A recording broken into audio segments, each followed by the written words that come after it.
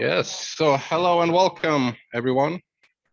Hopefully everyone online can hear us and everyone here at the Netlight office in Stockholm can hear us. Yes, welcome to this OWASP Stockholm event about threat modeling. We have two guests with us today, Irene and Adam, that I will introduce a little bit later. But before that, I will give it up to our host, Netlight, that will talk a little bit about their consulting and their business. Thank you so much, Davis, and thank you for everyone being here this afternoon and everyone also following us digitally. And good morning to you also, Adam. It's a great pleasure to be able to host OWASP here at Netlight Consultant here in Stockholm. A great privilege to be able to deep dive together more into cybersecurity as a topic, but even then threat modeling. I see that everyone is well served with pizza, beer, soda. I hope that you at home also digitally have something for this event here together. And I thought that I could present also briefly and shortly Netlight Consultant, what we do and what we're about. So Netlight Consultant was actually founded in 1999. And fast forward 20 years later, right now in 2022, here at Netlight Consultant, we are nearly close to 2,000 Netlighters all around Europe, spread out over 10 offices, with Stockholm being the first office, close to 800 employees. And what the philosophy of Netlight Consultant is, and what our passion is on a daily, weekly, yearly basis, is to be a hub of competence, knowledge, wide across software development and within tech. So all the way from full stack web development to the entire data tech stack, to UX design, management, product ownership, cybersecurity, and any different areas and competences within tech. And together here in Stockholm, we work with over 130 clients in Tech Stockholm, and around Europe, we work with over 300 clients. And that is really our passion over more than 20 years of how do we compound all that knowledge built together across 10 offices, across 300 clients, across nearly 2,000 Netlighters, and how we can together bring that knowledge across various industries to different clients and collaborate as Netlight consultants together and deliver great value to our clients, to the industry, and also to society as a whole.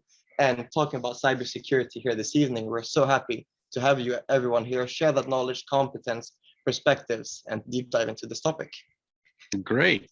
Yeah, so again, thank you, Netlight, for hosting us and providing pizza and drinks. With that said, I will present our moderator for today, which will be Shane, also from OWASP Stockholm. Hello, hello. Yes. So Shane, what are we going to listen to today?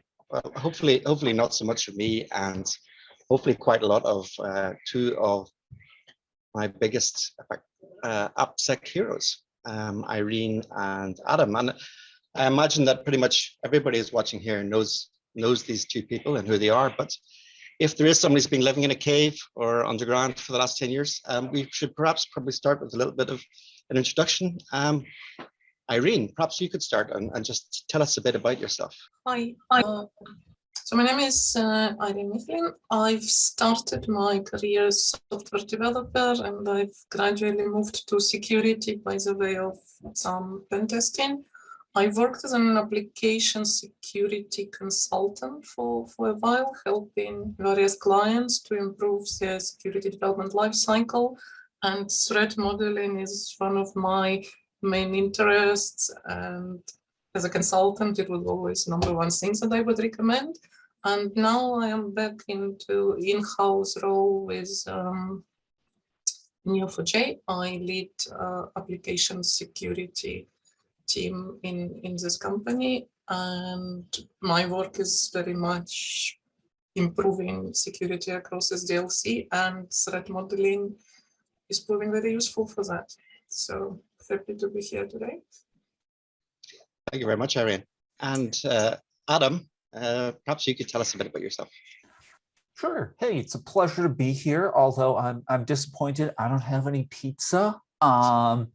I'm Adam Shostack. I've been doing application security now for 25 years, helped to create the CV. I'm on the review board for Black Hat, and have written a book on the concept of threat modeling, which people like and appreciate. And these days I am focused on my own little consultancy, Shostack and Associates, where we help train people, we help coach companies through the process of becoming more mature in threat modeling.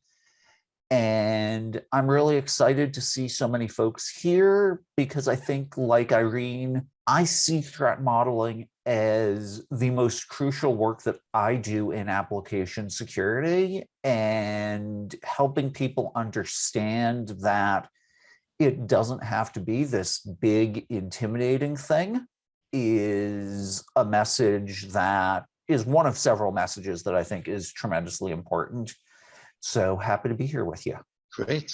I noticed recently one thing that's changed, one thing that's happened in the threat modeling world quite recently is the threat model manifesto. I'm curious, I mean, I've seen it, you know, you're both there, but I'm just wondering, how did the idea come about? What was it all about? I don't know who was the source of the idea, but I was invited to participate in this work group, and it was the highlight of my lockdown year, to be honest. We had a weekly meeting and it was the best hour of my week quite often. I think we were 15 people from academy, from industry, from all sorts of organization. And the idea was, let's pull together our threat modeling knowledge and experience and distill it to some kind of document that will help everyone who is interested to get on with it in a practical and pragmatic way. I think Adam mentioned there is a perception that threat modeling is this horrible beast that will consume all of your hours and efforts. And for me, it was very much, let's break this perception. But maybe Adam can also explain what was the day zero of the manifest. So it wasn't me. It was Azar Tarndok who really drove the creation of the group and pulled people together. And the idea, as I think he explained it to me, is that there's this emerging consensus about what threat modeling is. And he was looking to create a consensus perspective. And we put together a couple of slides, and I want to share just a couple of them with you. Even this question. So the first statement in the manifesto is what threat modeling is. It's analyzing representations of a system to highlight concerns about security and privacy. And this was important because people came in with incredibly different ideas of what threat modeling is, why we might do it, how we do it. And so we started here. And by the way, we'll share out the slides. We don't want this to be a slide heavy thing, but we will share them out so you have some URLs and whatnot at the end of So this was the first thing that we said. And Irene, should we walk through this and talk about each slide perhaps a little bit? Yes, because let's talk about the structure of the manifesto. So we very much modeled it on Agile Manifesto. If you're familiar with Agile Manifesto, it was all about, we don't dismiss things on the right. They are useful, they have their place, but we value things on the left more. And this is exactly how we try to represent our values, to reflect this shared understanding, threat modeling as an activity that is essential to security and privacy of whatever it is we're building. And it's about culture. It's not about a specific technique. It's not about a specific tool. It's also not about achieving any kind of compliance standard. It's about culture. Before we start building things, let's think about what is it we are building and what are potential security issues in this design, which is not to say you can't do useful threat modeling after you already built something, but in a modern kind of agile organization, obviously it's a repeated process. You always build something. And to have this culture, threat modeling is incredibly useful on this journey. The second one, people and collaboration. I took at this question, who needs to do threat modeling? And the best threat modeling is when you get your engineers, when you get your security specialists, designers, QA, whoever is involved in building whatever it is you're building, software, hardware, doesn't matter. The more roles you involve, the better threat model you will probably get. So people and collaboration are incredibly important and more important than any specific methodology or process.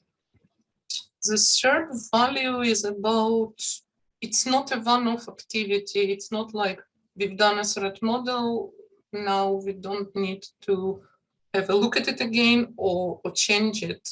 Threat modeling is a journey of understanding. This value, the bigger value is not actually what you produce, not a specific artifact, not a snapshot, but how you've gone about understanding it and how you will evolve it. And the fourth point is incredibly dear to my heart. As a consultant, I was in a lot of arguments how to do it. We haven't figured out the perfect way yet. We don't know how to break it down across teams. Let's spend a month of scoping it out. And I would always go, no, let's start doing it. We will figure it out as we go. Let's not spend a month scoping it out or figuring out a perfect process. There is so much more value in starting it imperfectly than figuring it out how to do it perfectly. And the last point is all about continuous refinement, not only the model itself, but also how do you do it. And in that way, it's very similar to agile values. Instead of trying to do one perfect thing, let's get something useful and we will improve it as we go. I think that was great. I want to talk about the principles and actually do this briefly. And again, we're following the Agile Manifesto, and we put forward these 4 principles. The first is improving the security and privacy of a system, and it's through early and frequent analysis. And the word improving to me is incredibly important here. It's not about perfection. We ship software, not art. We're looking to create something that's better today than it was yesterday, and we expect it'll be better tomorrow. And that means early and frequent analysis, and it's aligned with the development that an organization does. People frequently come to me and say, tell us how we should threat model here. And I say, well, how do you develop things there? And they say, well, that's not important. What's important is what you know about threat modeling. And what I know about threat modeling is that the fewer changes we need to make to how you're delivering things, the more successful threat modeling is likely to be. We don't make change for change's sake. We make change because it serves some purpose. And that third bullet, that the outcomes are meaningful when they're of value to stakeholders, is really, really crucial. We're doing this because of that value. And we establish that value in the 4th principle via dialogue, via common understanding. And if we get focused on we need to threat model rather than we need to deliver value, we end up doing the wrong thing. And so these principles help guide us through the work we're going to do. Irene, do you want to take the patterns? I'll take the anti-patterns.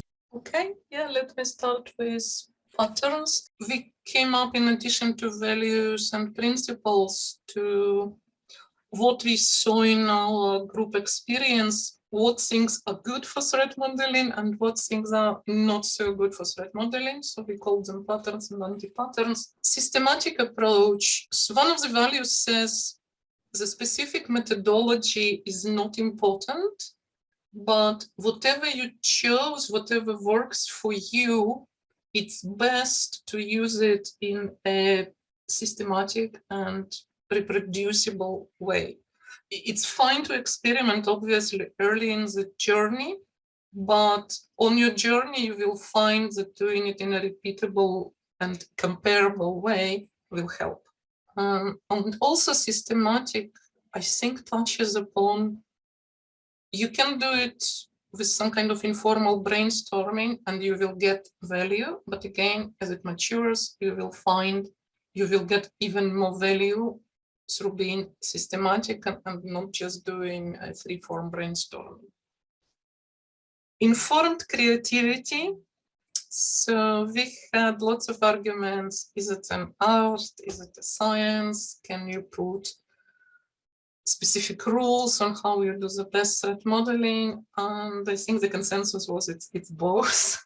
So you can include both art and science, and it allows you to be creative and think, whatever it's called, blue sky thinking, out of the box thinking, whatever. But also you get value from bringing specific knowledge about technologies that you are modeling, and obviously about the structure of the software that we are modeling. So if you put a room of people who've never done threat modeling before, they maybe will do something useful, but they will struggle to go beyond free-form brainstorming. But equally, if you put in a room experienced threat modelers who have no idea about the specific software, it will be of limited use. So you do need to bring specific domain knowledge, but also it allows lots of room for creativity and crazy ideas. And if the user is possessed by zombies, what would this user do? Lots of room to go crazy. Varied viewpoints. One of the values was the more diverse team you bring, the better the outcomes will be. So do it in a cross-functional way. If your organization has very strict silos, you need to make an effort to break them and bring people across these organizational boundaries. Otherwise, you will get a limited, a local optimization that is not the same as really across organization. Useful toolkit. Again, specific tools, specific methods are not that important. You will build your own toolkit as you go, as you learn to improve repeatability. You will pick what works. And I think in this pattern, it's also important not to spend too much time choosing things up front. Again, agile approach, make decisions just in time, what is useful, what is not useful. And the last pattern, theory into practice. So no need to reinvent all the wheels by yourself. Use what others already done. It can be threat models of popular technology solutions that already exist. I mean, I know about 20 that are already published. Bring them in, don't do every threat model from scratch. And it's evolving field. People publish white papers, Adam publishes white papers. There is always lots of good external knowledge to bring into your organization and try it out by yourself and see what works. So there's a few anti-patterns. These are things that we see over and over again that are intuitively right, and so people fall into them, but they work out to be counterproductive. And the first is the hero pattern. and I say this with respect and compassion for my fellow security people who want to hack all the things, they want to break all the things, they want to find all the vulns. And in doing so, we can wear ourselves out and we can put ourselves into a place of opposition to the organization and its goals. One of the things that leads to that hero pattern is admiration for the problem, is saying, oh, this is a really fun problem. This is a really complicated one to solve. I want to get deeply into it. When we do that, we can ignore the other parts of the system. We can end up with the 50-foot fence in front of the house and an open door and nothing behind on the backside, or can get so focused on the alarm system that we don't notice that the windows are propped open and the alarms are never going to get triggered. If we were to threat model a house, for example, and that tendency to overfocus is another failure mode that we see. And the last one of perfect representation is this idea that I need to have a complete understanding of the system in order to discover security problems. And so I'm going to create system diagram after system diagram. I'm going to insist on more and more documentation. And these are not only at odds with the agile practices and the focus on being useful, they don't even help in doing the analysis. A lot of threat modeling takes place on a whiteboard or at a whiteboard where the simple diagram that you draw in 5 to 10 minutes anchors a conversation, gives you the opportunity to look at coverage, and we can go deeper in an agile way where as we look at a particular element of the diagram and we say, we need more detail here, we go back, we answer the question, what more detail do we need here? Rather than focusing on this explosion of we need documentation, we need a perfect representation. I wanted to ask you about, there's a large number of different types of threat modeling and ways of doing threat modeling these days. My main interest in folks in threat modeling has always been in trying to talk to our developers and talking to our teams to do better, to make better software. And for me, that generally means there's an awful lot of focus on Stride. But I was thinking, like, Stride's been around now for 20 years. And it doesn't seem to have needed any revision or updating. Could you perhaps talk to us a bit about Stride? Sure. So I think of Stride as a way to answer the question, what can go wrong? And so it fits into this informed creativity and useful toolkit. And for those who are not familiar with it, Stride, actually, I have a slide for this. Let me just, not going to talk through what it is, but Stride stands for spoofing, tampering, repudiation, information disclosure, denial of service, and elevation of privilege. And so we can ask about our systems. How could someone tamper with this? How could someone elevate privileges, perhaps remote code execution? And I think that this model of what can go wrong, this can prompt us to think about the question. And we have new ways of spoofing. It's 2022. We have deep fakes and voice cloning, but those are forms of spoofing. And so I think it remains useful. I think of it as time-tested rather than old and creaky. We found it terribly useful just as a way to organize the threats we have as well. So we can start using it as a structure whenever we're doing our threat modeling sessions. A lot of what you talked about here with the manifesto and Stride, when people first come into sort of IT security and threat modeling, there's I think a tendency from a nerd point of view that it's all going to be about tools, but it ends up generally being about people and communication. strangely enough. And that brings us to the point of, if somebody is new, if we're starting to work with threat modeling in our organization, how do you get started? How do you start using it, practicing it? Irene, how do you, whenever you go to a new organization, how do you kickstart threat modeling? Right, so I'm actually now 6 months into an organization, so I can answer it not in a hypothetical way.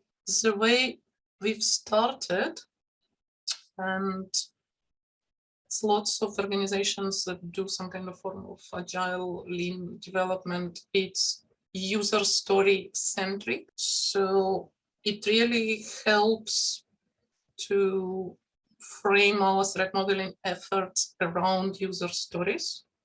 As I said, one of the values is align yourself to the existing development process. So it helps to think, what if the user has bad intentions? We have this user story and we have potentially malicious user, what they would be able to do to blow up the story and to achieve some kind of unintended consequences. And I think we have a slide somewhere in the deck that talks about security prompt, maybe, and then you can get to it.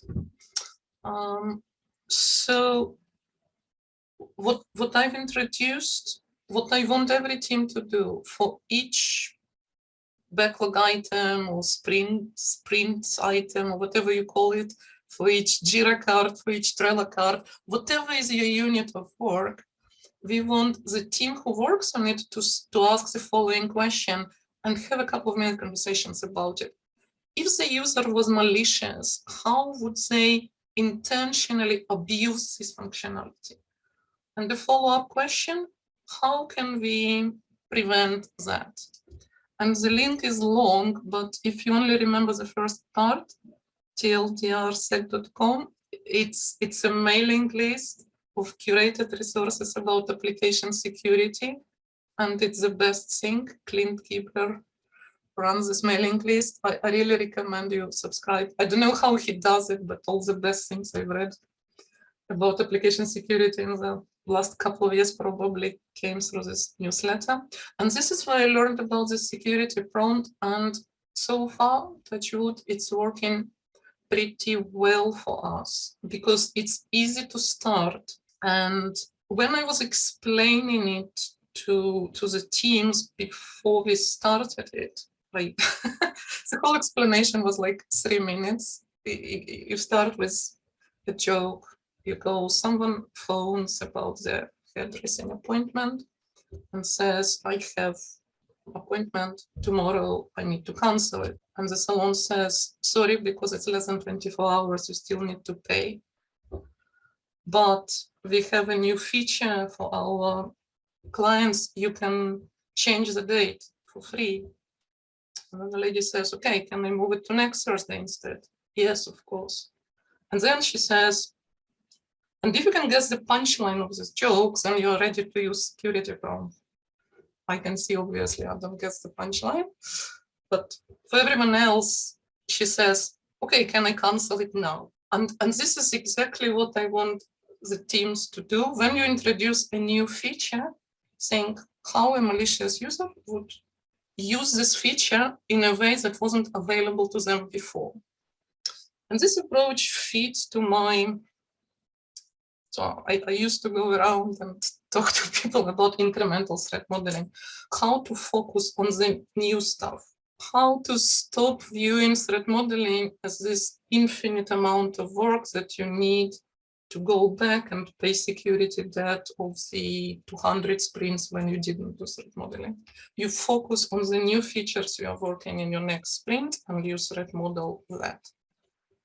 And then I thought we can do better than that. Not only we can focus on the changes, my theory is everything in this world follows Pareto 80-20. 80% of the new things will have no security impact. So I'm running the security prompt with a little bit of Trello automation that lets teams to say, we've done it, we think there was no security impact.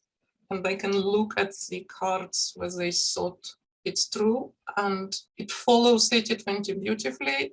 I would say it's even 90-10, but that's specific to us. It may not be in your case. So far, my theory works. For very small amount of stories, there will be a real security impact. And even better, this little security prompt for us works as a gateway drug towards full-scale threat modeling, because people see the value of it. They go, okay, how I can go deeper into this malicious user's mindset? And then I go, look at Stride. This is how you can go deeper and brainstorm what this malicious user would be able to do.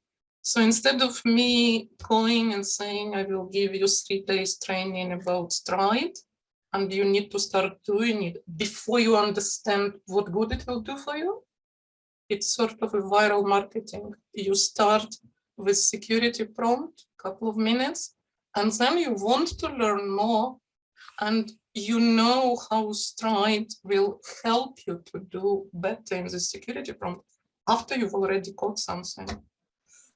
Okay, I hope I answered the question. So I think every good panel should have some disagreement. And so I want to disagree gently with what Irene said, but only one little piece of it really, which is I don't think of this as a gateway drug to full-scale threat modeling. I think of this as full-scale threat modeling. In the manifesto, we talk about 4 questions for threat modeling. And what are we working on is already being answered by a user story. What can go wrong and what are we going to do about it are being addressed by that question, those 2 questions. And we can go deeper. We can say we didn't do a good enough job. We want to do more. But I really have come to believe that that to discount what is being done with systems like this security prompt, we're doing ourselves a disservice. We are going, and apologies for jumping through the slides here, but I think it really ties back to the question of what is a useful toolkit versus the perfect representation and the patterns and anti-patterns. It's very easy for, I wrote a long book. I hope you find it useful and I apologize for the length.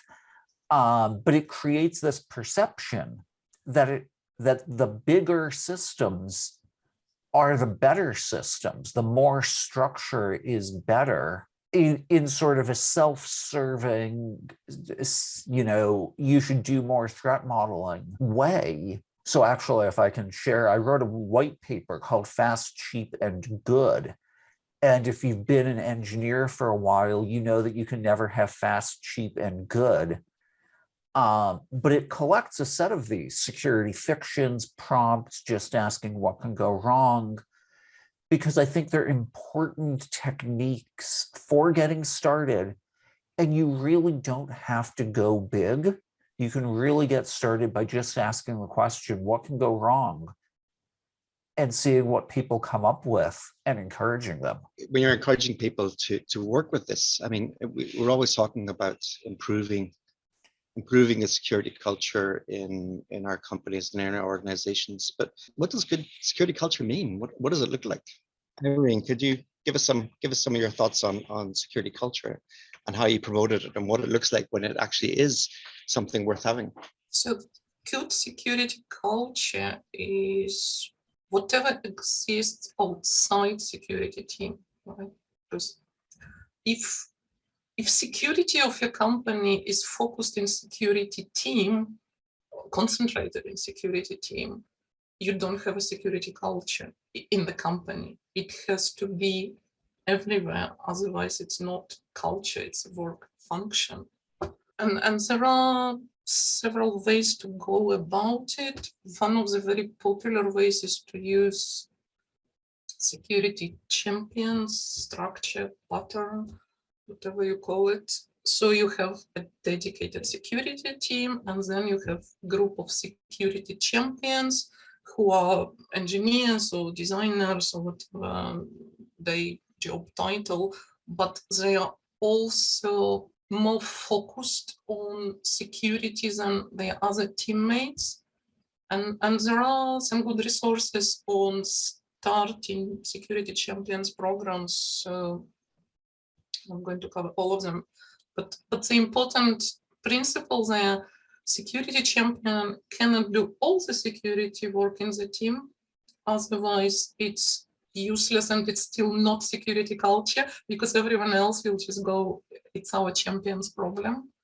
So they can't do all the security work. They need to lift everybody else. And they cannot do only security work, because otherwise it means we could afford a dedicated security engineer in every team. Then why we are calling them champions instead of that? So this is an approach that can work to spread security culture. You can't spread culture from the team. It can allow everyone to contribute to the security of what we are building. And this is the culture that you have. And this is where threat modeling also feeds into that, because it allows you to start thinking about security early on and make it a habit. So not something that you need to have a specific task on your board. It's just something that happens all the time with every task. It's pervasive. And how to start it? Like, I don't know, if you're young people, probably young parents, if you know these parenting books that say you must start before the baby is born, otherwise it will be too late. And I used to hate this kind of saying, don't tell me it's too late, tell me what to do now. But we should have a kindergarten threat modeling handbook. Yeah, but with security culture, it's almost like you need to know before you start a new job. And with my last job search, I was very lucky because I could afford to be picky. But in the interviews, I could tell immediately this place doesn't have security cultures that they want. So they would interview me and say, the attitude will be like, we have these dangerous beasts, developers, and God knows what they're doing, and we are so scared of them. Please tell us how you will keep these dangerous beasts from ruining our product. And I go, okay, this is not a place for me. So when you're thinking about the job as application security person, you want, when you interview, you want to hear things like, we have these great creative people, engineers, and they are what brings money to our company, and we want you to help them to do whatever they do in a safe way. So this way, you know, okay, this is a company that I could live with. So yeah, you almost need to start worrying about security culture before you start, because if you land in a place that views developers as dangerous beasts, look, maybe you are the kind of person who wants to take the big fight on and to reform the security culture of a company you're joining. And I'm not discouraging you, but you need to understand what size of a fight you're taking on. Adam, you must have a contact with a lot of companies now with your education initiatives and your own personal company. How do you see security culture in the different places you've been present in? So first, it's all over the map. There are, as Irene says, places where the developers are the adversary. There are places where the security team is focused on compliance and vulnerability scanners and IAM, or it's a SOC focused or a threat hunting focused team, and they don't understand how to talk to developers about what's going on. And there's other places where it's much more integrated. For me, the key to culture is that it's what happens when there's no rule, that it's the implicit behaviors, and it's what the company values. And so the question is, how does the company communicate what it values? It's what does management talk about when they get up to speak? And if security is never something they talk about, or if they say, and of course we have to comply with our GDPR obligations, it's a very different message than our customers trust us because we treat their data with care, and so we have to do so. And we want to make sure that it's part of everything we do. I can tell you from those two statements what the culture is going to be like, what's going to happen in a threat modeling meeting. And it's important to recognize that changing this culture is a long, difficult process. We revert back to old behaviors because they're comfortable. And so driving change across an organization takes a lot of time, takes a lot of energy, and executives only have so much of that. They might rattle off a list of bullet points, but they're really only focused on one or two change initiatives at a time, and each of them takes a year. So knowing where your organization is, knowing where your organization is a key part of it. I'll stop. I'm guessing from what you're saying, Adam, that even if a company has the will and the management has bought in to create a good security culture, the process is they're going to have to be patient. It's going to take time. They're going to have to be impatient, and it takes time. Right? If they're just patient, if they're not pushing for change, if they're just saying, okay, this will take time, the inertia of an organization is we'll go back to what we did yesterday. And so they need to be pulling, right? The existence of the Security Champs program is a manifestation of the fact that they care and that they're willing to take engineers off of feature shipping to improve security, right? Everyone sits up and takes notice because yesterday Irene was a feature engineer and now she's 50% on features and 50% on security. Okay, wow. Yeah, you need really support from above and integrated support. So if organization has a formal review cycle and engineers have goals, if you introduce security champions or whatever security initiative, everyone needs to be on board that some of the goals will now be security goals. Lots of time I've seen in my consultancy days, the people say, we want security, and all these tasks, they expect engineers to do them in their free time or second shift or whatever, and you're never allowed to push back against features, really. Adam said inertia. Another way to look at it is gravity, existing habits, massive gravity. And to escape it, you need to achieve escape velocity, and you need to burn a lot of fuel to achieve this escape velocity.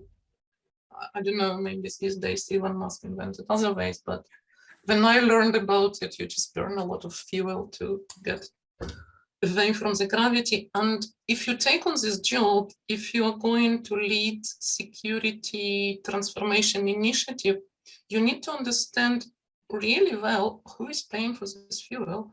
Because if it's not upper management, if you're not getting this organizational support, you will just burn out. You read all the security engineers who are completely disappointed and burned out and depressed because we want all these things and it's impossible to change, and why I'm here and what I'm doing and to be or not to be, and all that depressing stuff. It can be incredibly satisfying job with the right support, but you really need to know if you're in a place where the security culture isn't there, and it's your task to get to the orbit of a different security culture, ask a lot of questions. Well, actually, that brings me on to something. I mean, when we're talking about threat modeling, it's security champions and getting support and trying to extend security culture. I mean, when we're doing threat modeling sessions, do we always have to have somebody from security present? Can the developers run it themselves? Is that possible? Absolutely. And in fact, it's a goal. It takes time for developers to get to the point where they feel comfortable doing this new thing, in the same way that many companies went through an agile transformation and they brought in coaches and they sent people off for Scrum training and they learned new ways of doing things. There's a lot of hand-holding because people are really focused on, am I doing this right? If you take any training class in anything, cooking, dance, music, people will stop in the middle of doing something and be like, am I doing this right? They want that reassurance. And I believe that every developer is able to ask the question, what could go wrong? Sometimes they might need help. They might need, they might be saying, I'm doing this thing and I don't know if there's a security problem.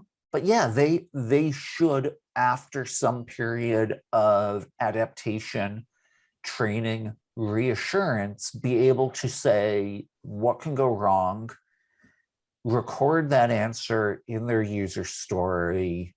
And because in the same way that we've moved a lot of testing, reliability, performance concerns to developers now, they own those aspects and properties, they can own security and be supported and helped by specialists. Yeah, the role of a developer or people in development teams has changed so much in the last 20 years. They've gone from just being somebody who's a programmer to taking on testing aspects through unit tests and architectural aspects through patterns. And of course, operations aspects through DevOps. And it seems like security is now the new thing that if you really want to be a proper journeyman or master of your craft as a developer, it's an aspect that you need to be mastering as well. Irene, in the companies where you've been doing threat modeling in your companies, have you been able to train up teams so that they're self-sufficient, independent in threat modeling? Yes, absolutely. I've seen companies that go on this maturity journey and they reach a level where teams do their own threat modeling and they can ask for support. They can say, okay, we are doing this threat modeling session next week and it's something that we are extra worried about, or we are bringing new technology that we are not that familiar. Can you support us in this session? But most of the incremental change, they're going through threat modeling all by themselves. And they manage the outcomes, the prioritization, the validation. That's actually a step that not always mentioned. So threat modeling is a tabletop exercise, brainstorming, whatever you call it, theoretical exercise, and not all the threats that we come up with will be realistic, valid threats. So if we found something in threat modeling and it's worrying enough, you don't rush to fix it. First, you need to check if it's real. So there is this validation step that teams manage, and if they found something that first enough priority, then validate it. Only then you go around how do we mitigate it. So I also wanted to touch on how threat modeling, why do I think it goes further downstream and improves security further down the life cycle? Because the outcomes will influence your behaviors further to the right of your SDLC. So we've done threat modeling, and if we followed the manifesto values and principles, it didn't end with us publishing a document and forgetting about it, right? It needs to do something else. Otherwise, why did we invest time in it? So threats that we found, we will need to investigate, and some of them will turn into extra acceptance criteria, some will lead to extra test cases, some will be like the framework we thought about using will not protect us from these threats. Let's pick another framework.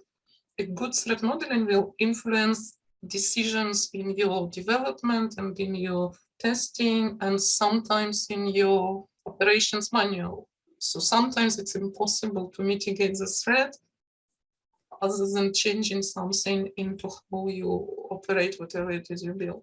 So sometimes the mitigations will be, let's document it and tell the user how to do it in a secure way. So all the way to the right of your life cycle, you should feel the ripples of whatever threat modeling you've done early on. So that And by the way, yes, we have a set of discussion in the chat that I wanted to pick up on a little bit. And Amir had asked, what's a realistic SEC champion dedication to security? I don't think 50% will be allowed. There's a bunch of other people saying that 20% was what they had been able to achieve. And I want to actually encourage, I want to first say thank you. It's a great question. You know, there's a good conversation there. And I also want to change it just a little bit and ask, rather than what's a realistic percentage, ask what can we read, what can we learn from what percentage management is willing to dedicate? Because if you don't have, I know organizations that have dedicated champs. I know organizations that have a lot of 20% champs. I know organizations that have a few 20% champs. The thing that I take away, or the thing that I want to encourage you to think about, is what is leadership saying about its priorities with the numbers? Do you have the proof points and evidence that going to 20% will drive meaningful change, or going to 50% will drive meaningful change?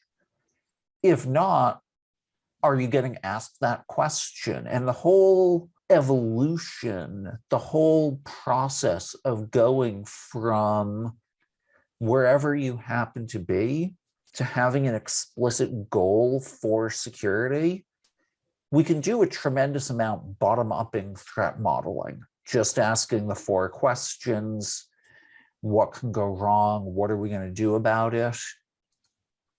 But understanding what management's goals are leads you to how hard can we push?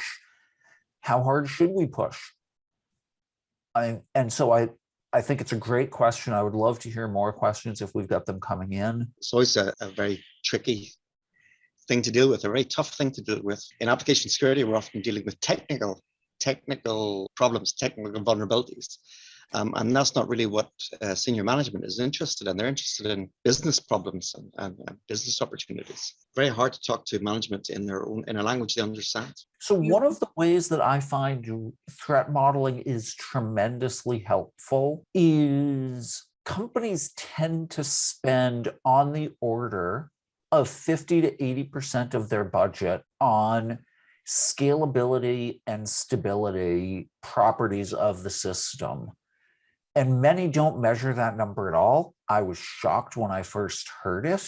Threat modeling can reduce the amount of energy, or can either reduce the amount of energy you need to spend on stability because you're finding these problems earlier, you're anticipating them, you're writing less code that needs to be rewritten because you anticipate the problems and you manage them. So you don't have to write some code, rewrite it, write some code, rewrite it.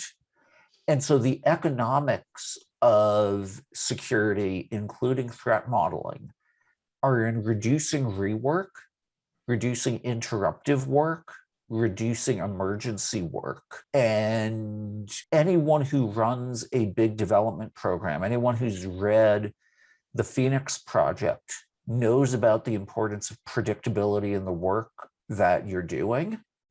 And threat modeling is a huge contributor to better predictability. Got a question here about where teams are running threat modeling without security professionals. How do you ensure that the knowledge about specific classes of attacks that are present? How can non-professional security people handle this issue of how do you know about things you don't know about? I wrote once a blog about the unknowns and that sort of thing. You had a good name for this framework, Adam. It's officially the Joe Hari window after two psychologists. Yes, that's the one. So to me, threat modeling is the most powerful in the quadrant of unknown knowns. So when you get people in the room, they all know something that is not yet a collective knowledge, and a threat modeling session can help make all these skeletons in the closet a collective knowledge that everyone knows and prepares to mitigate. And in the unknowns quadrant, it's very difficult. Yes, we can sit and brainstorm things, but if this attack technique hasn't been analyzed by any white hat security researchers yet, it's very difficult to come up with it in a context of session, whether you run it with developers only, or if your AppSec engineers also sit in this session, they're not likely to come up with -1 day. And this is why large organizations run their own security research. They want to reduce the size of the unknowns quadrant, but of course, not everyone can afford it, and not everyone needs it realistically, because our effort needs to be proportionate to the kind of threats we face, and not everyone has international secret services after them, right? We are, but not everyone. Imagine, Irene, we actually have even if you have security professionals present in a threat modeling session, there's still probably lots of threats that they're not aware of or not, cognizant of. One of the things, and I want to go to Max's specific example about zip slip. If you have developers who are in the habit of asking what can go wrong, they might ask, where are my files going to go? What happens if there's a ... in here? What happens if there's a file name that begins with a /? They might ask, what happens if there's weird characters in the file names that I'm unpacking, like a semicolon or a tick mark? Should I unpack those or should I escape them before writing to disk?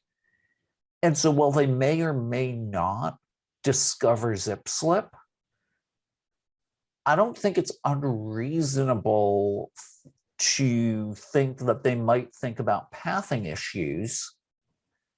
And here you're sort of leading to the question of going deeper right? Stride can help, kill chains can help, MITRE's ATT&CK can help provide lightweight, accessible knowledge about these things.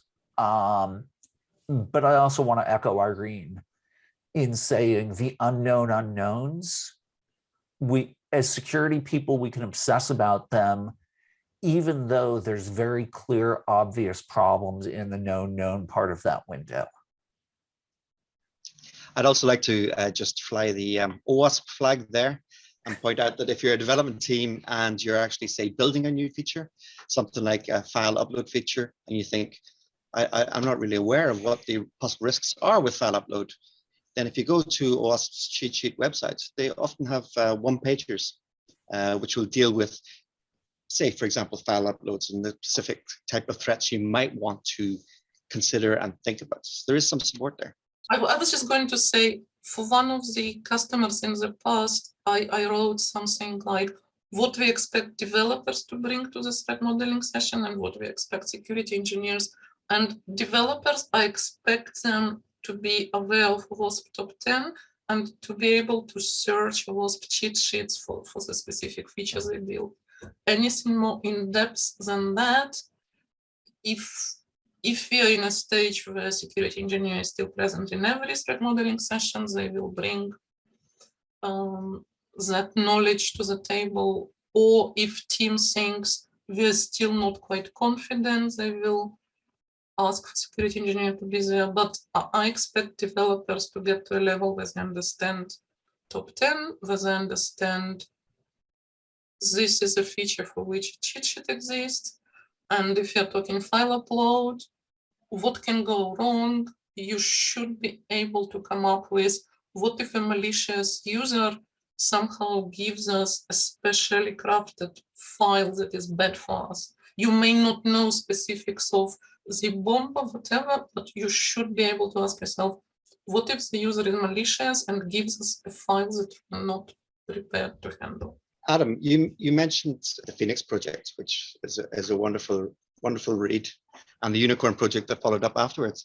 But there's an interesting point there, I think, in the world of DevOps, where we're cutting down release times from, say, a new version of the application every 6 months to a new version of the application every 3 minutes. If you take somebody like Etsy or Netflix, when you've got such rapid release cycles, where does threat modeling fit into that? I mean, when you wrote your book, Agile DevOps didn't even really exist. So the question of what are we working on is really crucial. People will often change this question to what are we building? And it seems like an irrelevant change. But what are we working on is designed to scope to what are we working on? And that can be a sprint, it can be an improvement, it can be a story. Our co-author on the manifesto, Izar, has a series of talks titled Threat Model Every Story. And as Irene said, the Pareto principle, 80%, 90%, the answer is this doesn't have any security implications, and that's fine. The 10% that do, you dig a little deeper. This absolutely fits into how Agile teams work. And then the security person in may be like, oh my gosh, but what about the bigger picture, the context? That's all security debt, just like any other technical debt. And as your developers learn that they can do this, that it's useful and high value, they will start to say, oh, we should look at the bigger picture. We should do a breadth-first version of this as a spike. We should set some time aside to do that. And when that happens, I sort of dust my hands off and say, my work here is done. Thank you all very much. I'm moving on to the next thing. No, I don't actually do that, but I do feel like that's an inflection point when the engineers start owning this. I wanted to actually pull in, if I can, a question from Andreas about how to convince people in a list all the assets in a giant spreadsheet and you're going to hate my answer, Andreas, I apologize, but I ignore them. They're doing their thing. Somebody told them that that's a useful thing to do, and I can't tell them it's not. I'm just going to go over here and model a different behavior and hope that over time they will come to me and say, why are you doing this? What is it? What's happening? And if I go to them and I start the conversation, how to say this in a polite way, it doesn't work very well. How's that? Earlier on, there was questions about how do we get reserved time in our programs for security. And I know a number of organizations have, they'll dedicate a sprint to reducing technical debt. Can we cheat and just classify all security problems as a type of technical debt? What do you say, Irene? Yes, you can. I mean, I don't see why is it cheating. It's like any non-functional requirements that you don't have performance, code is not maintainable, code is not secure, it's all part of technical debt. Actually, I want to go back to 50% will not be allowed. This is where I think you need to dig deeper and ask why your security champion needs 50%, because to me it smells of team just throws every security related task to this poor security champion. So when I'm thinking at the current point of our journey, what I expect security champions to do, I'm thinking if they need 2-3 days a week, then I'm worried, because what we ask them to do is to read secure development standard. Fine, it's one-time task. I'm not the most riveting writer, but I think you can get through this document in an hour. And to understand what we ask them to do and to convey it to the team. So very little individual tasks for security champion there. If they need 2 or 3 days a week, it means every ticket that remotely resembles security is allocated to them, and this is wrong. And maybe you have a SAST tool that produces 20 new issues per day, and they're all assigned to the security champion. It's wrong.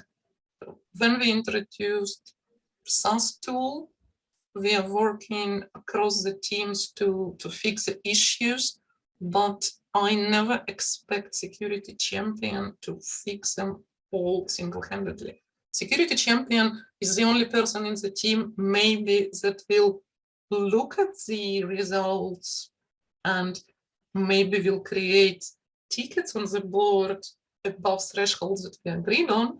But if they are forced to fix all the SAST issues themselves, then it's not an issue of how much time is allowed.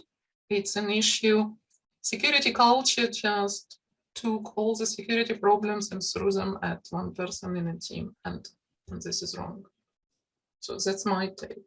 50% is worrying. If you need 50%, your issue is not management doesn't allow 50%. You have some kind of other issue. Thanks very much, Irene. We're almost out of time, so I'd like both of you perhaps to just, what would be the most important takeaway you'd like people to think about when this talk is over? So I will jump first, and I also want to mention a great question from Bray about how do we engage, and my answer to the question of what should people remember is the same as how does people engage. First, it's the manifesto. The manifesto is a great collection of thinking for how to engage people. Second is the 4-question framework, although technically it's part of the manifesto. But if you remember the manifesto, if you remember the 4 questions, and then you think about how to go further at the end of the deck, and we'll be sharing this with you, it's in the Zoom chat. There's some resources, including the manifesto, including there's a great channel on the OWASP Slack. And I have a bunch of resources that I've written and shared on my own website, as well as Irene has. It somehow ended up in blue there. I apologize. It's this threat modeling work is the most effective, meaningful, change-driving work that I do. So just getting started, asking those questions over and over again can have a tremendous positive impact on your culture, on the belief that your engineers have that they can do this. And so I encourage you to go do. Thank you. Irene, would you like to? Yeah, it's a very interesting question. How do you start? I think it would be, you need to show people what's in it for them.